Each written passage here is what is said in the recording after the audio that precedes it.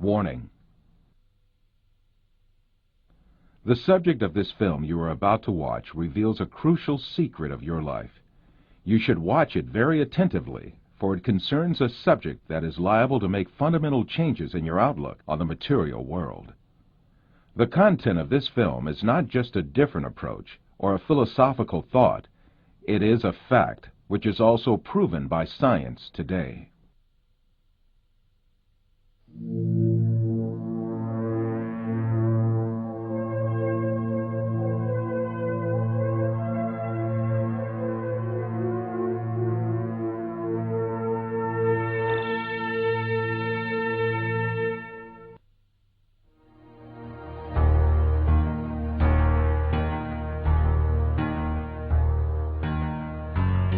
Man is conditioned right from the beginning of his life that the world he lives in has an absolute material reality. So he grows up under the effect of this conditioning and builds his entire life on this viewpoint.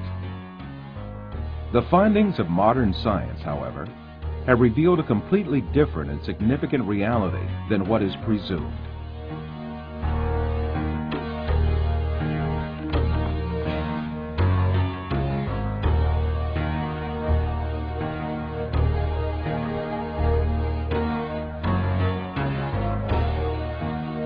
All the information that we have about the external world is conveyed to us by our five senses. The world we know of consists of what our eyes see, our ears hear, our noses smell, our tongues taste, and our hands feel. Man is dependent on only those five senses since birth.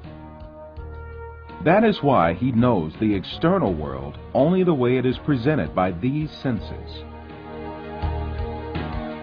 Yet, scientific research carried out on our senses has revealed very different facts about what we call external world. And these facts have brought to light a very important secret about matter, which makes up the external world.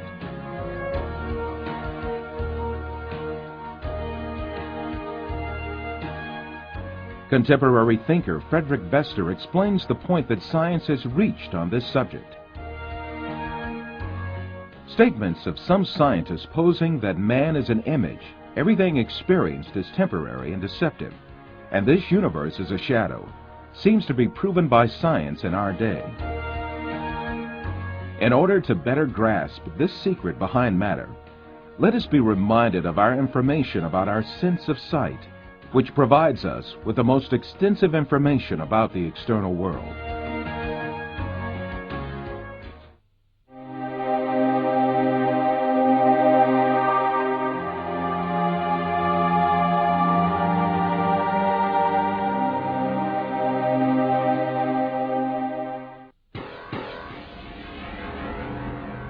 The act of seeing is realized progressively. At the instance of seeing, light clusters called photons travel from the object to the eye and pass through the eye lens, where they are refracted and focus on the retina at the back of the eye. Here, rays are turned into electrical signals and then transmitted by neurons to the center of vision at the back of the brain.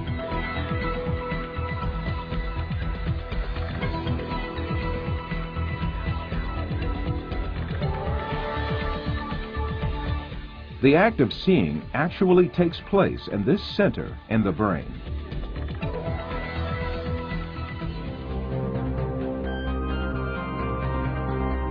All the images we view in our lives and all the events we experience are actually experienced in this tiny and dark place. Both the film you are now watching and the boundless landscape you see when you gaze at the horizon actually fit into this place of a few cubic centimeters.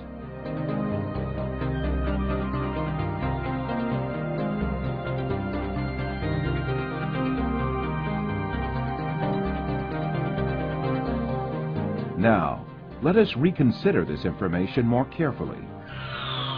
When we say we see, we actually see the effect the rays reaching our eyes form in our brain by being converted into electric signals. When we say we see, we actually observe the electrical signals in our brain. By the way, there is another point that has to be kept in mind. The brain is sealed to light, and its interior is absolutely dark. Therefore, it is never possible for the brain to contact with light itself.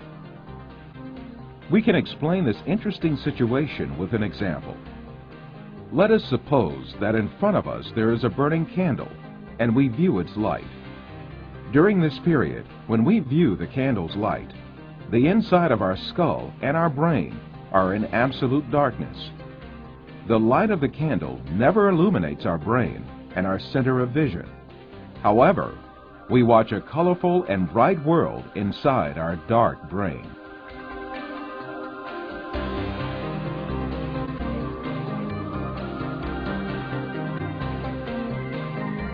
The same situation applies to all our other senses. Sound, touch, taste, and smell are all perceived in the brain as electrical signals. Therefore, our brains, throughout our lives, do not confront the original of the matter existing outside us, but rather an electrical copy of it formed inside our brain. It is at this point that we are misled by assuming these copies are instances of real matter outside us.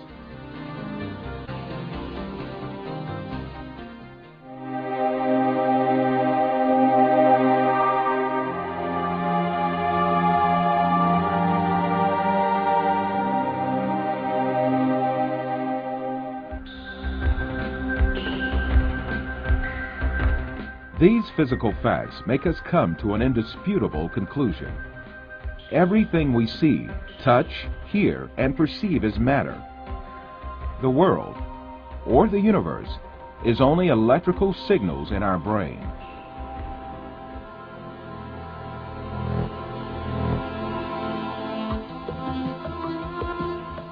For instance, we see a bird in the external world. In reality, this bird is not in the external world, but in our brain. The light particles reflecting from the bird reach our eye, and there they are converted into electrical signals. These signals are transmitted by neurons to the center of vision in the brain. The bird we see is, in fact, the electric signals in our brain. If the sight nerves traveling to the brain were disconnected, the image of the bird would suddenly disappear. In the same manner, the bird sounds we hear are also in our brain. If the nerve traveling from the ear to the brain was disconnected, there would be no sound left.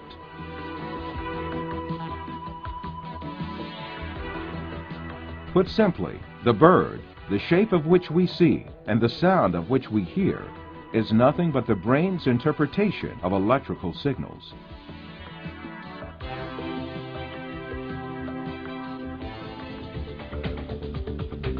Another point to be considered here is the sense of distance. For example, the distance between you and this screen is nothing but a feeling of space formed in your brain. Also, objects that seem to be very distant in one person's view are actually images clustered at one spot in the brain.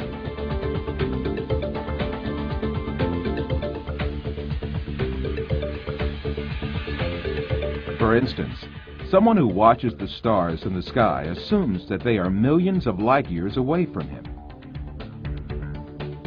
Yet the stars are right inside himself and the center of vision of his brain.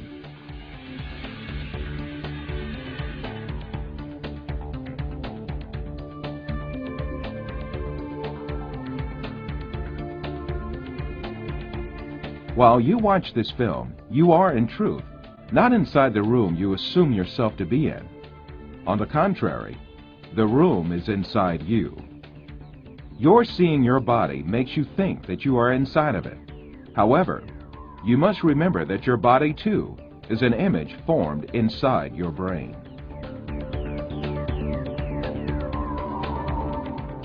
So far, we have been speaking repeatedly of an external world and a world of perceptions formed in our brain, the latter of which is what we see.